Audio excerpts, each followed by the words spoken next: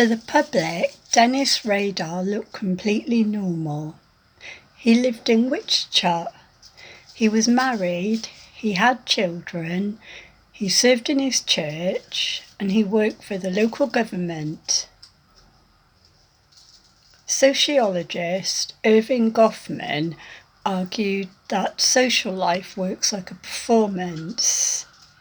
So he said we've all got a front stage version of ourselves which we present publicly, and we have backstage where hidden thoughts and behaviours exist outside social scrutiny. BTK represents an extreme example of this divide. His front stage identity was the ideal suburban citizen. His hidden identity was violent, controlling and sadistic.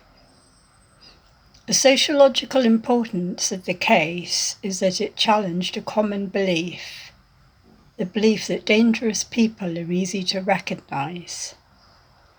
But society often assumes deviance has a visible appearance. BTK shattered that assumption.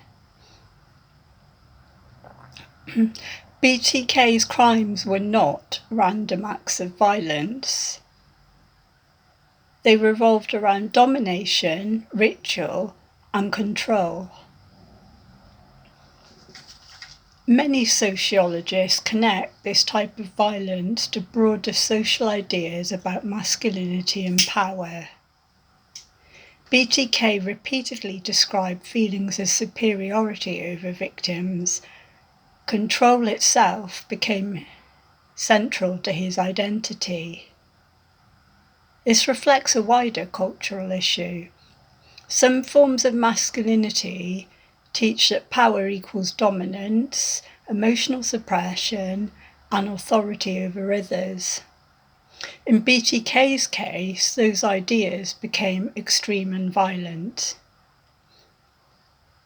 His victims were often targeted in spaces society considers safe, especially the home.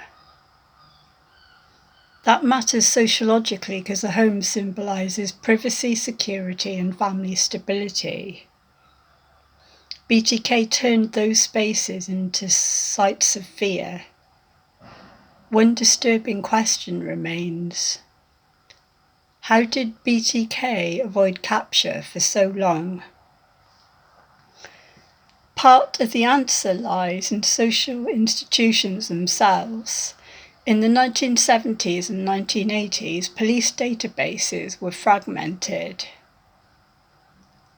Forensic systems were limited. Communication between departments was a lot slower. But there's another sociological factor: respectability. Because Radar appeared socially successful and trustworthy, he benefited from what sociologists call social capital. People trusted him because of his job, his family role, and his church involvement, and his public image. Society often associates criminality with outsiders or marginalised groups. BTK exploited the opposite assumption that respectable people are safe. BTK didn't just commit crimes, he wanted attention. He sent letters to newspapers and police, carefully constructing his public identity as a mysterious predator. This reveals an important sociological relationship between crime and media. Modern serial killers often become cultural figures because media coverage transforms violence into spectacle. BTK understood this. He wanted recognition, control, fame. The media amplified public fear and fascination simultaneously. Entire communities became consumed by anxiety, locking their doors, distrusting strangers, fearing suburban vulnerability. Sociologists sometimes call this a moral panic, a widespread social fear that hidden danger is everywhere. BTK thrived on that fear. Post-war suburban America was marketed as a symbol of safety and moral order. Family homes, quiet streets, community stability, but BTK exposed the darker side of suburban life. Emotional isolation, hidden violence, pressure to appear normal, private suffering beneath public conformity. The terror of the BTK case came partly from this realization. Danger was not outside society.